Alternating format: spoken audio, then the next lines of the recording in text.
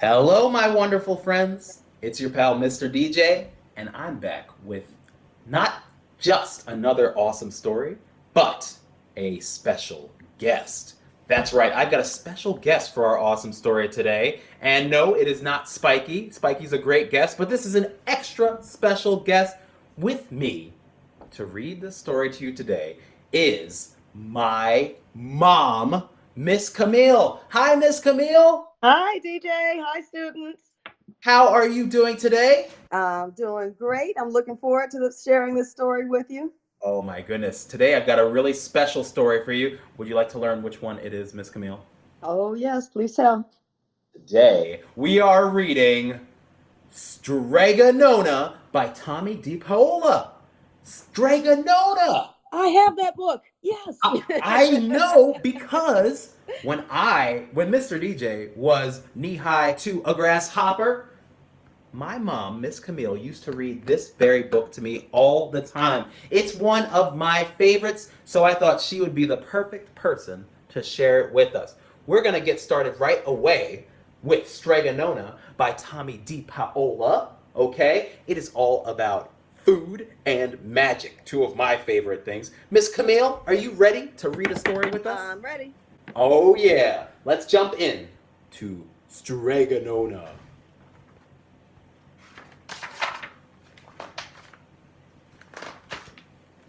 All right, let's see what's going on. Beautiful art in this book. Wow. In a town in Calabria, a long time ago, there lived an old lady everyone called Strega Nona, which meant Grandma Witch. Oh boy. Although the people in the town talked about her in whispers, they all went to see her if they had troubles. Even the priest and the sisters at the convent went, because Strega Nona did have a magic touch.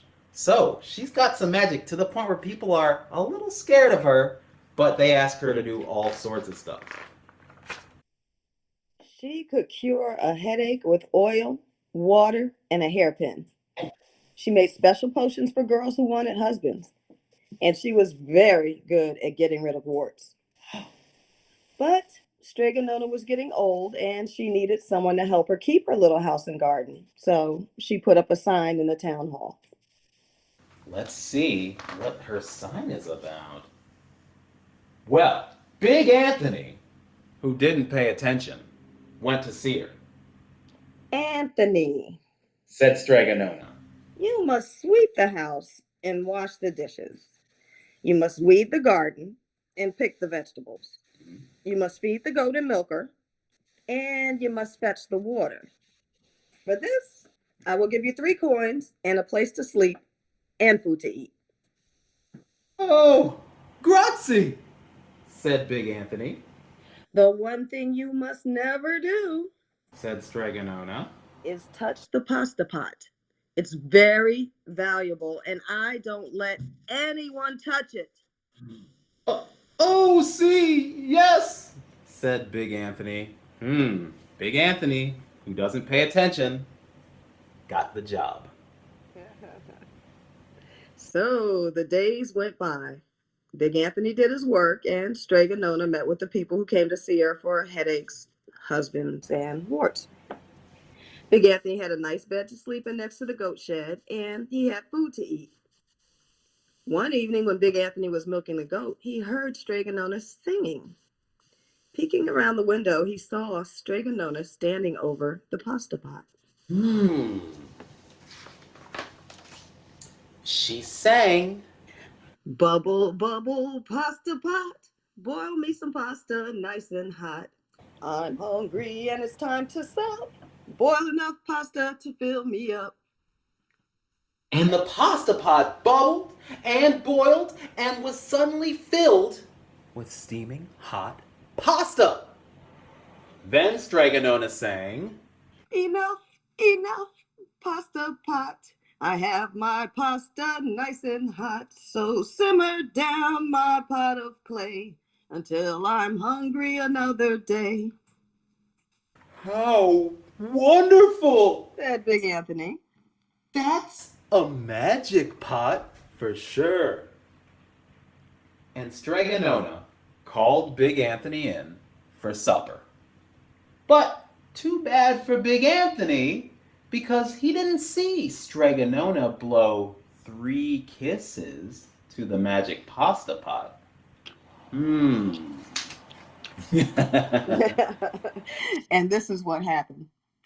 The next day, when Big Anthony went to the town square to fetch the water, he told everybody about the pasta pot. Mm-mm-mm. And naturally, everyone laughed at him because it sounded so silly. A pot that cooked all by itself, You'd better go and confess to the priest, Big Anthony. they said. Such a lie. And Big Anthony was angry, and it wasn't a good thing to be, I'll show them. he said to himself. Someday, I will get the pasta pot and make it cook. And they'll be sorry. That day came sooner than even Big Anthony would have thought. Uh-oh. Because 2 days later, Strega Nona said to Big Anthony, Anthony, I must go over the mountain into the next town to see my friend Strega Amelia. Sweep the house, weed the garden, feed the goat, milk her, and for your lunch, there's bread and cheese in the cupboard. And remember, don't touch my pasta pot. yes, Strega Nona, said Big Anthony. But inside he was thinking, my chance has come. As soon as Strega Nona was out of sight, Big Anthony went inside, pulled the pasta pot off the shelf, and put it on the floor. Now let's see if I can remember the words. Said Big Anthony, and Big Anthony sang. Bubble, bubble, pasta pot. Boil me some pasta, nice and hot. I'm hungry and it's time to sup. Boil enough pasta to fill me up. And sure enough, the pot bubbled and boiled and began to fill up with pasta, Wow. Aha! said Big Anthony. And he ran to the town square, jumped on the fountain, and shouted, Everyone, get their forks and plates and platters and bowls. Pasta for all at Strega Nona's house. Big Anthony has made the magic pasta pot work. Of course, everyone laughed, but they ran home to get forks and plates and platters and bowls. And sure enough, when they got to Strega Nona's, the pot was so full it was beginning to overflow. Ooh, that's a lot of pasta. Big Anthony was a hero. He scooped out pasta and filled the plates and platters and bowls. There was more than enough for all the townspeople, including the priest and the sisters from the convent. And some people came back for 2 or 3 helpings. But the pot was never empty. When they all had their fill, Big Anthony sang. Enough, enough, my pasta pot. I have my pasta nice and hot. So simmer down my pot of clay until I'm hungry another day. But alas, he didn't blow the 3 kisses. He went outside, and to the applause of the crowd, Big Anthony took a bow. He was so busy listening to compliments from everyone that he didn't notice the pasta pot was still bubbling and boiling until a sister from the convent said, Oh, Big Anthony, look! and pasta was pouring out of the pot all over the floor of Strega Nona's house and was coming out of the door. That's a lot of pasta. Big Anthony rushed in and shouted the magic words again, but the pot kept boiling. He took the pot off the floor, but the pasta kept pouring from it. Big Anthony grabbed a cover and put it on the pot and sat on it. But the pasta raised the cover and Big Anthony as well and spilled onto the floor of Strega Nona's house. Uh-oh. Uh-oh. Stop! Yelled Big Anthony.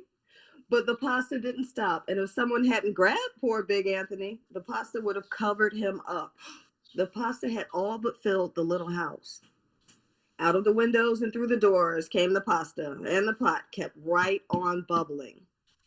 The townspeople began to worry. Do something, Big Anthony! They shouted.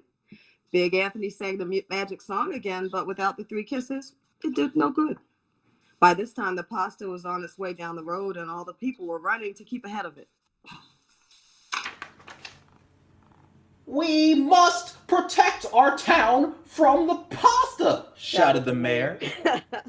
Get mattresses, tables, doors, and anything to make a barricade. But even that didn't work. The pot kept bubbling and the pasta kept coming. Oh boy. We are lost, said the people. And the priests and the sisters of the convent began praying.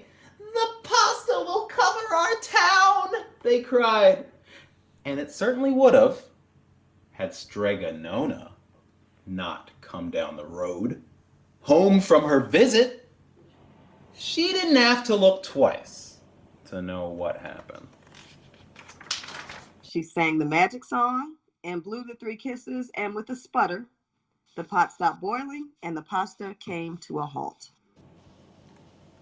Oh, grazia, thank you, Strega Nona, the people cried. But then they turned on poor Big Anthony. Uh-oh. Now, wait, said Strega Nona. The punishment must fit the crime. And she took a fork from the lady standing nearby and held it up to Big Anthony. All right, Anthony. You wanted pasta from my magic pasta pot? Strega Nona said. And I want to sleep in my little bed tonight. So start eating. Oh, Anthony! And he did. Poor Big Anthony. The end. Wow! Excellent. Thank you. Wow. Well, that's quite a punishment. I'll tell you, Ms.Camille, that when I was little, I really wanted to have that punishment. Yummy. Well, I hope you liked this story, my friends, and I hope that you can give a special round of applause to my wonderful guest, my own mom, Ms.Camille. Yay! Wow. Thank you. Pleasure to meet you. I hope you enjoyed our story, and I surely hope you can join me next time. Today's book was called Strega Nona, written and illustrated by Tomie DePaola. I hope to see you next time. Bye-bye. Mama! Yay! Mama!